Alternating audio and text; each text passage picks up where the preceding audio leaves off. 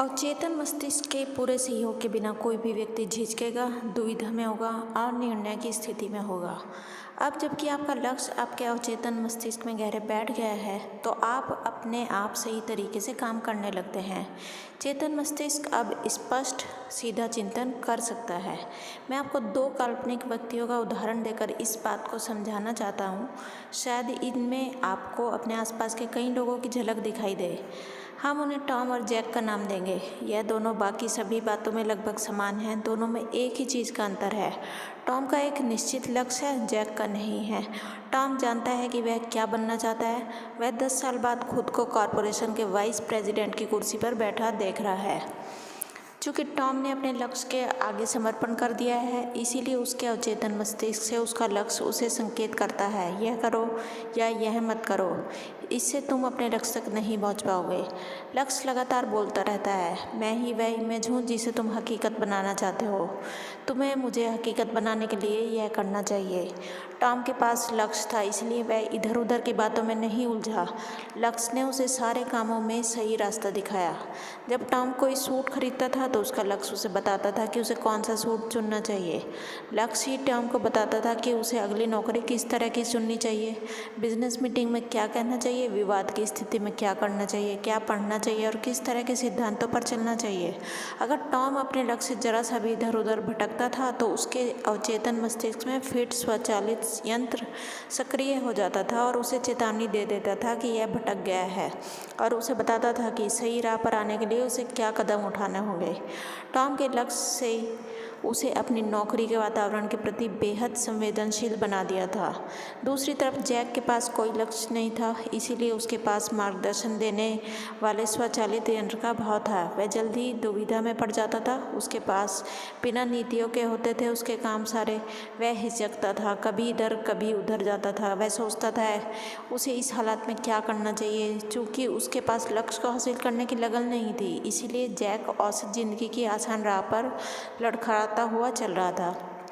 क्या मैं आपसे ऊपर लिखे खंड को दोबारा पढ़ने का आग्रह कर सकता हूँ? ऐसा अभी करें। इस अवधारणा को अपने दिमाग में बैठ जाने दें। बेहद सफल लोगों के जीवन का अध्ययन करें। यह देखें कि उन सभी ने अपने लक्ष्य के प्रति समर्पण कर दिया था। देखें कि किस तरह किसी बेहद सफल व्यक्ति की जिंदगी उसके लक्ष्यों के चारों तरफ घूमती है।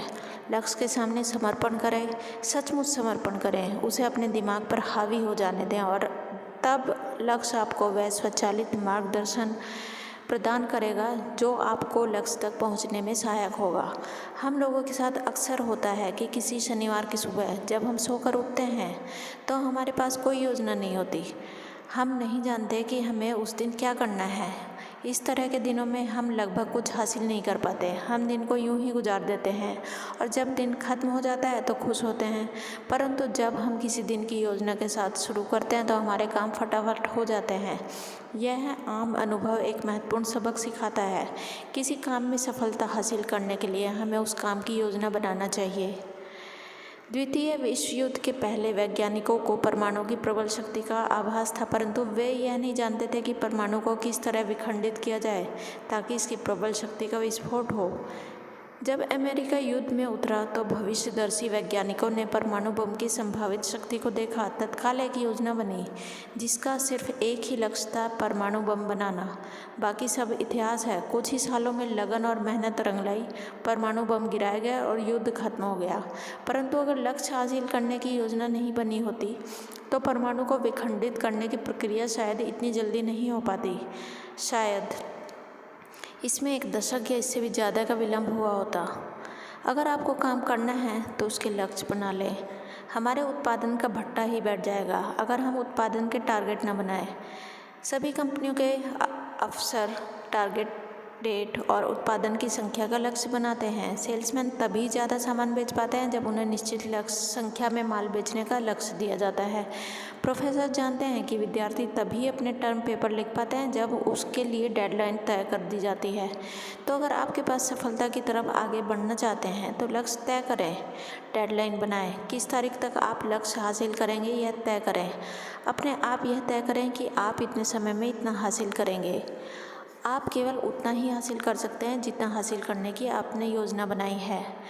ट्यूलेन यूनिवर्सिटी स्कूल ऑफ मेडिसिन के डॉक्टर जॉर्ज ई बर्क मानवीय दीर्घजीविता के विशेषज्ञ हैं। उनके अनुसार कई चीज़ों से यह तय होता है कि आप कितने समय तक जिएंगे। वजन, आनुवंशिकता, खान पान, मानसिक तनाव, व्यक्तिगत आदतें। परंतु डॉक्टर बर्क कहते हैं जल्दी मरने का सबसे आसान तरीका है रिटायर हो जाना और कुछ ना करना।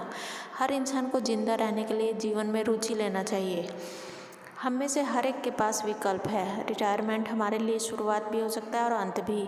कुछ मत करो, बस खाओ, सो और दिन काटो का रवैया रिटायरमेंट का खुद को तेज़ी से जहर दे दो वाला रास्ता है। जो लोग रिटायरमेंट को सक्रिय जीवन का अंत मानते हैं उनमें से ज़्यादातर लोगों के जीवन का अंत भी इसके तत्काल बाद हो जाता है। क्योंकि अब जीवन का कोई लक्ष्य नहीं बचा है, जीवन का कोई कारण नहीं बचा है, इसीलिए ज़िंदगी खत्म हो जाती है। दूसरी तरफ रिटायर होने का बुद्धिमत्तापूर्ण रवैया है, मैं अब नए सिरे से शुरुआत करूँगा। मेरे बहुत अच्छे दोस्त ल्यू गार्डन ने रिटायर होने की इसी तरीके को चुना। ल्यू कुछ साल पहले अटलांटा के सबसे बड़े बैंक के वाइस प्रेसिडेंट के रूप में रिटायर हुए थे, परंतु उन्होंने अपने रिटायरमेंट के दिन को अपनी नई जिंदगी की शुरुआत माना था। उन्होंने खुद को बिजनेस सलाहकार के रूप में स्थापित किया और उनकी प्रगति आश्चर्यजनक है। अब वे 60 से 70 के बीच हैं। वे ढेर सारे ग्राहकों को सेवाएं देते हैं और वक्ता के रूप में उनकी सेवाएं देश भर में मांग है। उनकी एक योजना पी सिग्मा एप्सिलॉन नामक संस्था बनाने की थी जो प्रोफेशनल सेल्समैन और सेल्स एग्जीक्यूटिव की संस्था हो। हर बार जब मैं देखता हूँ ल्यू की उम्र मुझसे पहले से कम दिखती है। अभी भी अपनी आत्मा में वे 30 साल के जवान हैं। मैं ऐसे बहुत कम लोगों को जानता हूँ जो इतनी उम्र में जीवन से सुख की इतनी फसल काट रहे हैं जितने कि यह वरिष्ठ नागरिक जिसने रिटायरमेंट को जीवन का अंत नहीं माना। और ल्यू गार्डन की तरह के लोग बोरिंग बुढ़े नहीं होते जो सिर्फ अपने दुखों की दास्तान ही सुनाते रहें। लक्ष्य, प्रबल लक्ष्य किसी व्यक्ति को जिंदा रख सकते हैं, चाहे इसकी शारीरिक स्थिति कैसी भी हो। मिसेस डी मेरे कॉलेज के एक मित्र की माँ थी। उन्हें तभी कैंसर हो गया था जब उनके पुत्र केवल 2 साल का था। इतना ही नहीं, बीमारी का पता चलने से 3 महीने पहले ही उनके पति की मृत्यु हो गई थी। उनके डॉक्टर ने उन्हें कोई दिलासा नहीं दिया, परंतु मिसेस डी ने हार नहीं मानी। उनका संकल्प था कि वे अपने 2 साल के बच्चे को सफलतापूर्वक कॉलेज की पढ़ाई पूरी करवाएंगी। अपने पति द्वारा छोड़ी गई छोटी सी किराने की दुकान चलाकर उन्होंने पढ़ाई के लिए पैसा जुटाना शुरू किया। उनके बहुत से ऑपरेशन हुए। हर बार डॉक्टर यही कहते थे, बस कुछ महीने और। कैंसर तो कभी खत्म नहीं हुआ, परंतु कुछ महीने खिंचते चले गए और 20 साल बन गए। उन्होंने अपने बच्चे को सफलतापूर्वक कॉलेज की पढ़ाई खत्म करने और डिग्री लेते देखा। इसके 6 हफ्ते बाद वे चल बसी। लक्ष्य, प्रबल लालसा में इतनी शक्ति थी कि वे मौत से 2 दशक तक लड़ती रही। लंबे जीवन के लिए लक्ष्यों का प्रयोग करें। दुनिया की कोई भी दवा और आपका डॉक्टर भी यह मानेगा जीवन को बढ़ाने में इतने सक्षम नहीं होते जितने कि कुछ करने की इच्छा होती है। वह व्यक्ति जो अधिकतम सफलता हासिल करने के लिए कृत संकल्प है। यह सिद्धांत सीख जाता है कि प्रगति एक समय में एक कदम चलने का नाम है। एक एक ईंट लगाकर ही घर बनता है। फुटबॉल के खेल में भी एक एक मैच करके ही विश्व कप जीता जाता है। कोई डिपार्टमेंट स्टोर एक एक नए ग्राहक से ही बढ़ता है। हर महान सफलता छोटी छोटी सफलताओं की श्रृंखला होती है। एरिक सेवारेट जाने माने लेखक हैं। उन्होंने रीडर्स डाइजेस्ट लिखा है जो उसमें उन्होंने बढ़िया सलाह लिखी है। वह है अगले मील का सिद्धांत। यहाँ पर उनके लेख का कुछ हिस्सा दिया जा रहा है। द्वितीय विश्व युद्ध के दौरान मैं और कई दूसरे लोगों को क्षतिग्रस्त हवाई जहाज से पैराशूट से छलांग लगाकर बर्मा भारत की सीमा के पहाड़ी जंगलों में कूदना पड़ा। इस बात की कोई उम्मीद नहीं थी कि अगले कुछ सप्ताहों तक हमारे बचाव के लिए कोई टीम वहां पहुंचती है। और तब हमने भारत की तरफ एक दर्दनाक लंबी यात्रा शुरू की। हमें 140 मील का फासला तय करना था। बीच में पहाड़ थे, अगस्त की गर्मी थी और मानसून की बारिश थी। सफ़र के पहले ही घंटे में मेरे जूते में कील 1 फुट गहरी धंस गई। शाम तक मेरे दोनों पैरों में सिक्कों के आकार के छाले हो गए। क्या मैं 140 मील तक लड़खड़ाते हुए चल सकता था? क्या दूसरे लोग इतनी दूर चल पाएंगे? जबकि उनमें से कई की हालत तो मुझसे भी बदतर थी। हम लोगों को यह विश्वास था कि हम ऐसा नहीं कर सकते, परंतु हम अगली चोटी तक तो पहुंच ही सकते थे। हम रात गुजारने के लिए अगले गांव तक तो पहुंच ही सकते थे और हमारा लक्ष्य एक दिन में बस इतना ही करना तो था। जब मैंने नौकरी छोड़ी और 2.5 लाख शब्दों की एक पुस्तक लिखने का फैसला किया तो मैंने पूरी योजना के बारे में एक साथ नहीं सोचा। अगर मैंने ऐसे किया होता तो मैं महत्वाकांक्षी पुस्तक कभी नहीं कर पाता। मैंने केवल अगले पैराग्राफ के बारे में विचार किया, अगले पेज के बारे में नहीं, और अगले अध्याय के बारे में तो बिल्कुल भी नहीं। इस तरह पिछले 6 महीनों में मैंने कुछ नहीं किया, केवल एक पैराग्राफ के बाद दूसरा पैराग्राफ लिखता रहा और पुस्तक अपने आप तैयार हो गई। वर्षों पहले मैंने हर रोज़ लिखने और ब्रॉडकास्टिंग का काम अपने हाथ में लिया, जो आज 2000 पांडुलिपियों से ज़्यादा हो चुका है।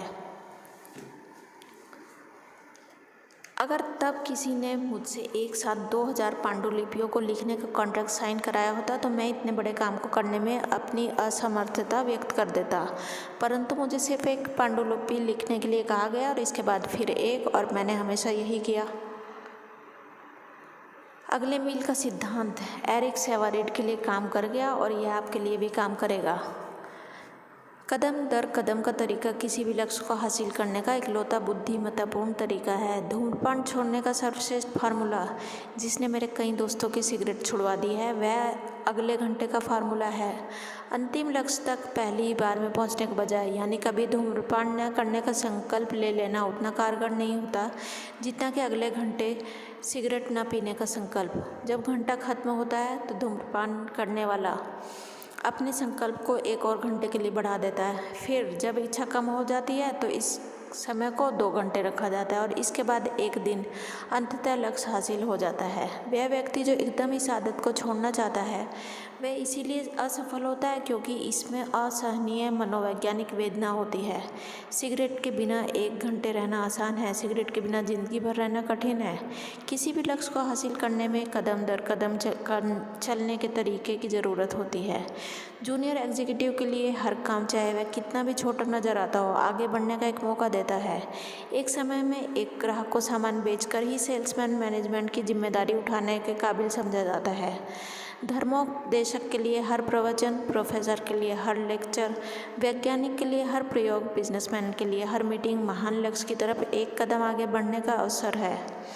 कई बार ऐसा लगता है जैसे कोई अचानक सफल हो गया है, परंतु अगर आप ऐसे लोगों के इतिहास को देखें जो अचानक चोटी पर पहुंचते दिखे हों तो आप पाएंगे कि उन्होंने पहले काफ़ी ज़मीनी तैयार की थी।